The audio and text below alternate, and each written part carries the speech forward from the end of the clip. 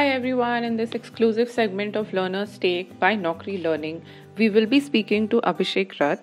He has 7 years of IT experience and is a cloud and DevOps expert. Today we are about to know about the learning path to becoming a Microsoft certified DevOps expert. The DevOps certifications to take in order to earn the DevOps expert badge from Microsoft. So we'll be discussing in this video how do you earn the Microsoft DevOps Engineer Expert badge, the certification exams to take along the path, that is AZ900, AZ104 and AZ400 and more, how to prepare for these certifications, that is the course material and additional study material that you can refer to, and how is the exam and the curriculum structured. So let's get started. Okay. Now coming to the specific question about this Microsoft Azure DevOps certification. First thing first, we have to know about the fundamentals of Azure, about cloud. Okay. So that is where AZ900 exam comes, right? And then there could be the intermediate, that is AZ104 or AZ204. Okay. AZ104 is infra. So let's say about this compute, storage, VM. So all these things come in AZ104. And AZ204 is developer. So let's say someone is developing a web app or any function app. So they need to know that code and all, let's say, our something like Java or .NET. So there is where AZ204 comes. Once you clear either of these two, you are eligible to give that AZ400 exam. I mean, you are eligible either way. But if we give that AZ400 after giving AZ104 or 204, we'll get an expert badge. Like we can be called as a DevOps expert. Because to be DevOps, we need to know about the infra. So how cloud works and how the compute, storage, networking part, how everything's are, how they are clubbed together. Then we can come to this continuous integration deployment where we have this DevOps into picture. That there is where after giving this exam we can be called as a DevOps expert. Okay. So Abhishek, tell me that which path did you choose? Because you said that you can do either of the certifications and then you can proceed to AZ400. Am I right? Okay. So what is the path that you chose? So it's a very nice and interesting question. So I chose Administrator Associate because first is to know about DevOps, we need to know about the infra part. And when I was in Wipro or Deloitte, I was working on the cloud infra. So there I had this interest to learn more about all the resources, all the services that Azure has clubbed into it. So that is why I chose AZ104. And the path is like, first we have to know about the networking, storage, computing, and the database thing. So everything is there in that particular AZ104. So it's about everything. So that is how I call it. I call AZ104 as. Then I moved towards AZ400. So because we see, like whatever CI/CD we are doing, let's say integration or deployment, ultimately we are going to do in the infra part. So that is why I chose this AZ104 and then AZ400. Achha, so throw some light on some facts about the certification. Are the course material free, or do you have to pay something to take the exam, or just throw some light on that? Okay, so basically when we go to any Microsoft website, so they have divided this course into modules. So there are two ways, like instructor. There are some instructors who teach how to do this, and rest is the Azure, the Microsoft material. So whenever you go to this Microsoft website, there are some modules. So in the modules, we have these documents. So if someone goes to this Microsoft website and they read those documents, I think it is more than enough to crack those exams, because it is, and also they have small videos. So let's say there is a particular subject which I am not aware of. I can watch that video and be enlightened on that. So it's a very good way if someone follows those Microsoft documents. And I think they are free of cost. You don't need to. Yes. And one more thing I want to add on here. Is that the more hands-on you have, the more easier it is to clear the exam. Achha. Okay. Right. Okay, so how much time did you take to finish the certifications? And so basically, we are talking about the two certifications that you did. How much time did it take you, and how much time did you devote, say, over the weekends to be able to, study for it? Prepared it. Whoever has this basic fundamentals strong, they can do it within 2 months. Both AZ104 and AZ900. Okay. So you take if you have some fundamentals. Acha, if you have some fundamentals or some experience behind you, you can finish it in 2 months. Acha, okay. And correct, yeah. Prior, like what kind of prerequisite knowledge you need to have to be able to be eligible to take these certifications?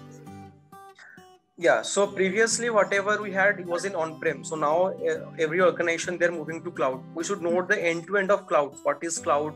What are these IaaS, PaaS and SaaS services?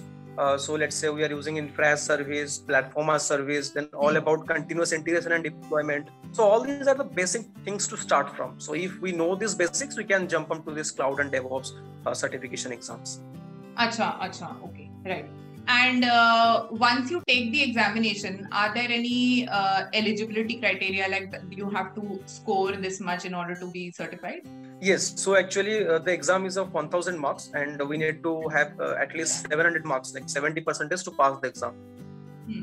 Okay. And is it like, is it an MCQ based exam or is it subjective? You need to write code in it, like how's it? How is the course, the exam content? Yes. So there would be like 40 to 60 questions and 3 hours of time would be given. There mostly multiple choice questions would be there, true and false would be there. Also you have to drag the answers to the particular question so that it would be matching that, like match the following, right? So and case studies would be there. So case studies is where your hands-on work would be, your hands-on experience would come into picture. So these are the basic, and there is no coding. You do not need to code anything, but there would be some gaps would be there, like you need to fill that gap. What block of code would be applicable over there? So I see. This is how it objective, purely it is objective right there. Yeah. So can you explain the curriculum in a bit more detail so that one can know that what concepts you study? Yes.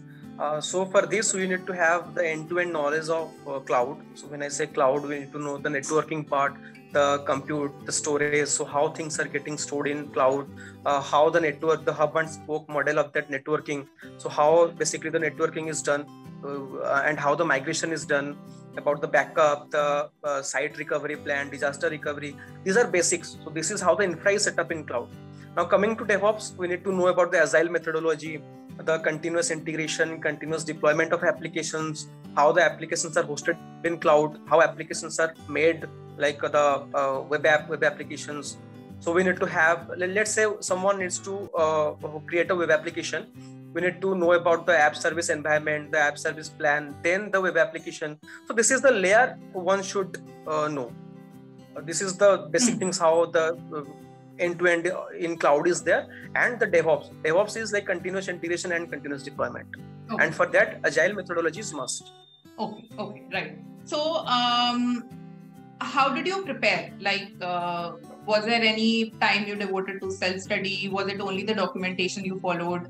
Okay, so mostly it was all hands-on because we used to do all this infra setup in cloud and these blue-green deployments. So many things that almost all the services in Azure that I had this hands-on.